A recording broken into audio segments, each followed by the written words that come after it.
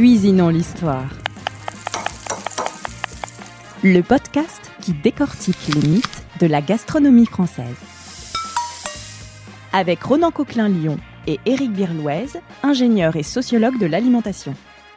Salut Éric. Bonjour Ronan. Aujourd'hui, on vous raconte comment, en explorant le continent américain, Christophe Colomb a changé l'assiette d'une grande partie des habitants de la planète. On a fait la connaissance de nouveaux aliments. Si je me trompe pas, on peut citer la tomate, les haricots, la citrouille, la pomme de terre, le maïs, le cacao, le quinoa, les noix de cajou, l'avocat, l'ananas, le fruit de la passion, la papaye, la goyave, les piments. ou encore la dinde. Mais oui, c'est tout à fait cela, même si la tomate et la pomme de terre, notamment, vont attendre plusieurs siècles avant d'être adoptées par tous les Français.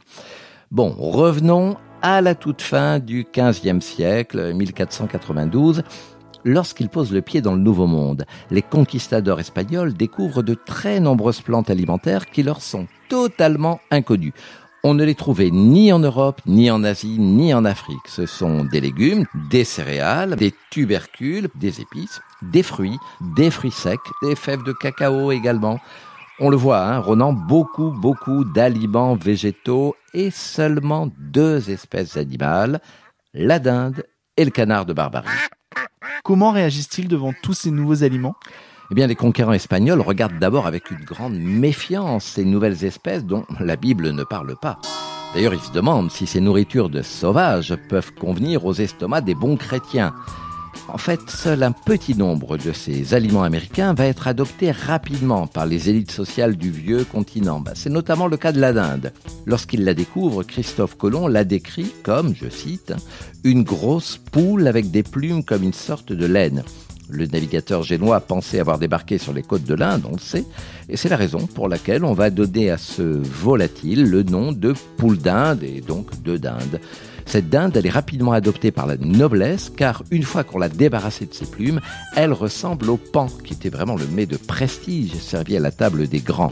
La dinde va même finir par faire totalement disparaître les grands volatiles sauvages dont raffolaient les aristocrates de la Renaissance et avant eux du Moyen-Âge, c'est-à-dire les paons dont j'ai parlé, mais aussi les cygnes, les hérons, les grues, les cigognes. D'autres aliments du Nouveau Monde seront rapidement adoptés ? Oui, c'est notamment le cas du maïs. Donc c'est une céréale, donc une plante dont on mange les grains, des grains qui vont fournir des calories à l'organisme que l'on peut conserver longtemps. Et dès le début du XVIIe siècle, ce maïs, on va le cultiver dans certaines régions du Royaume de France pour remplacer justement les céréales qu'on semait là où le blé ne poussait pas. Ce maïs américain, il va notamment se substituer au millet qu'on cultivait dans le Pays Basque, le Béarn, la Gascogne et aussi dans une région plus éloignée, la Bresse. De la même manière, le haricot va être lui aussi très vite adopté car en Europe, on l'assimile aux légumes secs qu'on a l'habitude de cultiver, les fèves, les pois chiches, les pois, les doliques, etc. Pourquoi d'autres aliments américains, comme par exemple la tomate, vont mettre plus de temps à arriver sur la table de nos ancêtres ? La tomate, dans un premier temps, et pendant plus de 2 siècles et demi, va être considérée comme une curiosité botanique. On va la cultiver dans les jardins, mais à des fins exclusivement ornementales, pas pour la manger. En fait, on apprécie l'aspect décoratif et la couleur de ces pommes d'or.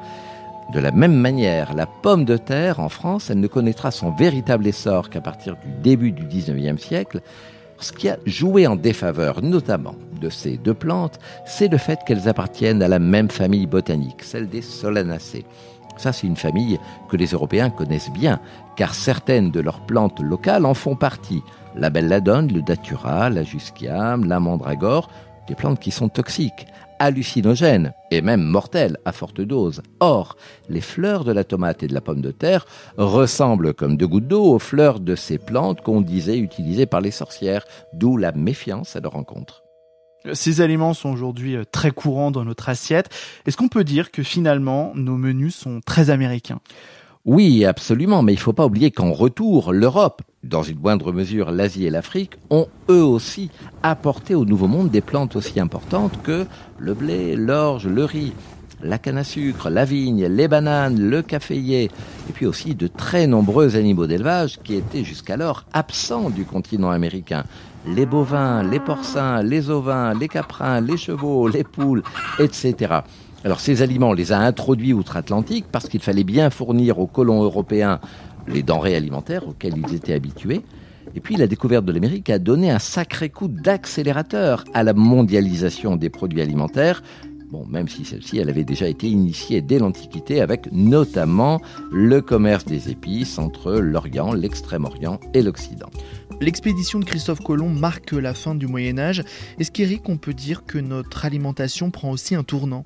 Alors l'aristocratie du royaume de France va commencer à réhabiliter des aliments qu'elle avait jusque-là dédaignés, à savoir les légumes et les champignons. Il faut se rappeler qu'au Moyen-Âge, les nobles français les rejetaient.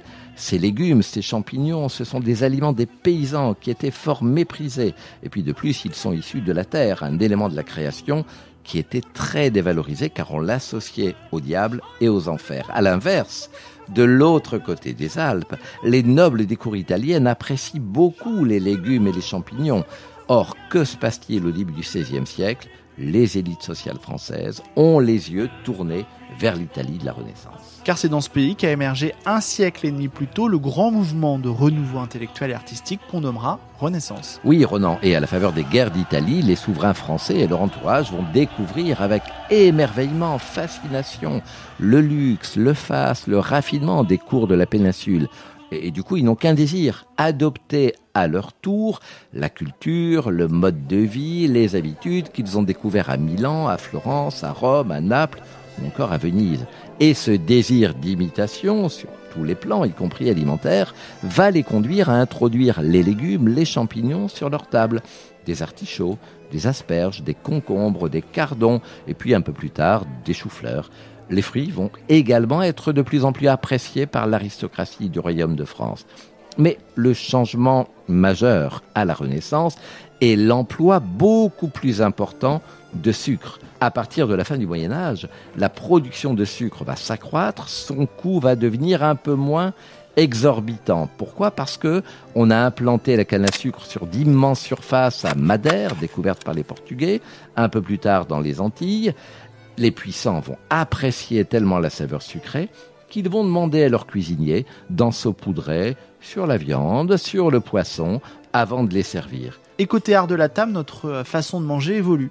Oui, avec notamment l'assiette. À partir de la Renaissance, mais seulement bien sûr dans les couches aisées de la société, l'assiette va remplacer le tranchoir médiéval. Tu sais, Ronan, cette tranche de pain sur laquelle on déposait les aliments solides prédécoupés et qu'on pouvait partager avec son voisin. C'est d'ailleurs la naissance du mot copain. Et puis il y a une autre nouveauté à la Renaissance, c'est la serviette individuelle. Le mangeur du Moyen-Âge, il essuyait ses mains, sa bouche, son couteau à la nappe. D'ailleurs, c'est une des raisons pour lesquelles les nappes avaient de longs pans. Mais au XVIe siècle, apparaît, en provenance d'Italie, la serviette de table individuelle. Elle est de très grande taille, elle fait jusqu'à 1 mètre de côté. C'est une pièce de lin que l'on va parfois plier de manière savante pour représenter une plante ou un animal. Alors on la jette sur l'épaule dans un premier temps, et puis lorsqu'arrive la mode des fraises, ces collerettes de dentelle, on noue la serviette autour du cou. Mais si cette collerette tuyautée est trop imposante, eh bien il est parfois difficile de joindre les deux bouts. C'est l'origine de l'expression. Merci beaucoup Éric et à bientôt pour un nouvel épisode. Au revoir Ronan, à très bientôt.